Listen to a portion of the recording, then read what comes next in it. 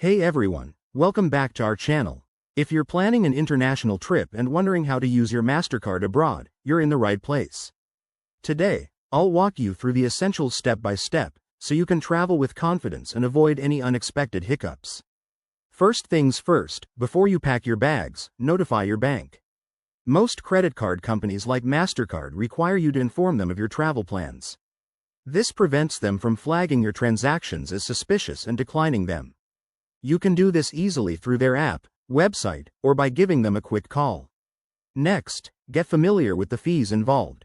International use often comes with foreign transaction fees, which can be around 1 to 3% per purchase. Check your card's terms to see if you have a no-fee option, as some premium cards waive these charges. Now, when you're on the ground, using your Mastercard is straightforward. For cash withdrawals, look for ATMs that display the Mastercard logo. They're widely accepted. Remember to opt for transactions in the local currency to avoid poor exchange rates from the ATM.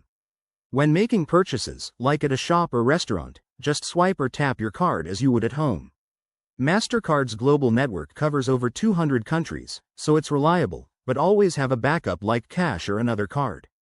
One key tip: keep an eye on currency conversion. Sometimes, merchants might offer to charge you in your home currency, but this often includes hidden markups. Always choose the local currency for better rates. Security is crucial too. Monitor your account regularly via your bank's app to spot any unauthorized transactions quickly. Enable alerts for every purchase, and never let your card out of your sight. If you suspect fraud, contact Mastercard's global support immediately. They have 24/7 assistance. Finally, if you're traveling to a country with restrictions, like currency controls, double-check with your bank beforehand. There you have it, folks. With these steps, using your Mastercard internationally should be a breeze.